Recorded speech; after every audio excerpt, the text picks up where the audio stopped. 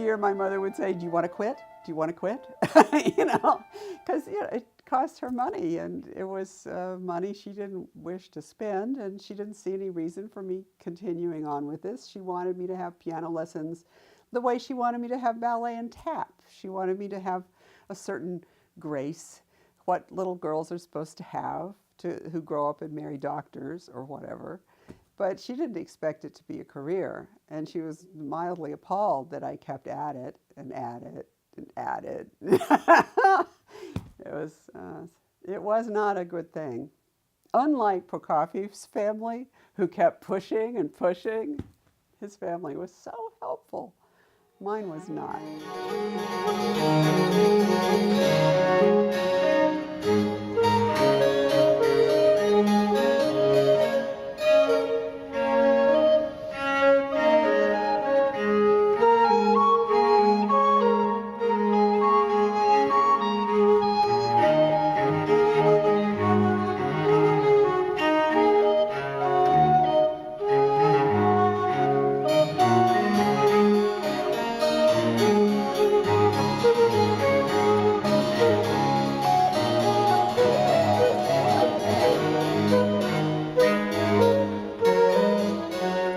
The cut-ups comes from not having any time.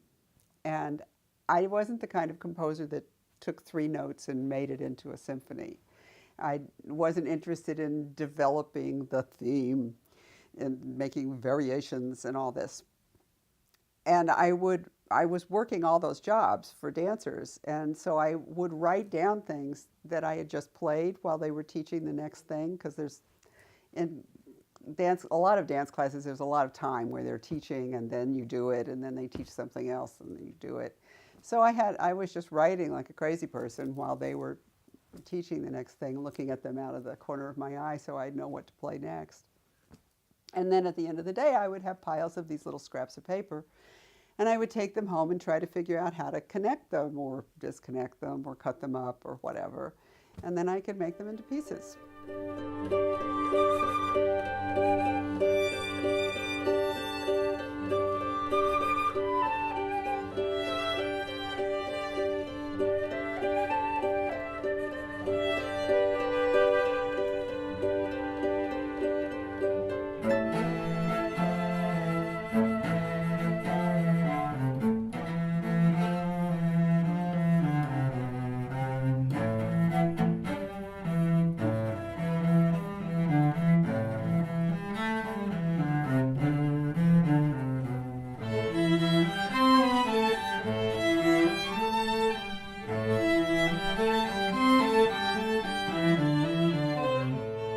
That's ridiculous. There's too many of them. They used to say, oh, there weren't any, Aaron Copland was saying there were no women composers, which is crazy.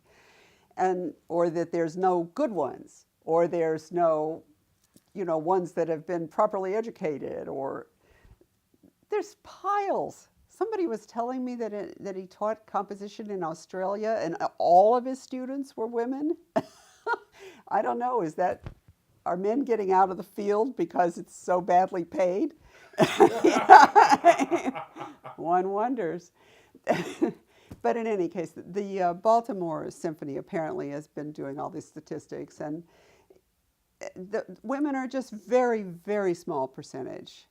If you take the men to women of living composers that are performed by the big orchestras in this country, it's 85 to 15, which is not terrible. It's not great, but it's not terrible. But if you take the amount of women that are performed by just dead or alive, it's like 1%. And just think of all the wonderful women that are dead that have fabulous things that I would love to hear for the very first time, that they're not even doing the dead women, much less the living ones. And usually orchestras are good at holding on to the past and presenting that. Although Mary Howe, and there's just piles of music that should be performed that isn't. I can't stand it. I can't stand it. I can't stand it. I can't stand it. I can't stand. I can't read. I can't read it. I can't say it. I can't stand it. I can't stand it. I can't take it. I won't do it. I can't stand it.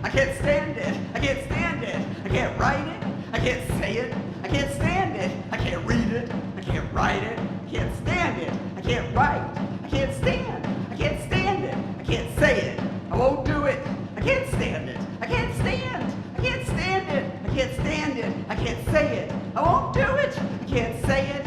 I won't stand it, I can't talk about it. I can't do it, I won't do it. I can't stand it, I can't stand it. I can't stand it. I won't go, I won't talk, I won't eat. I won't stand, I won't go.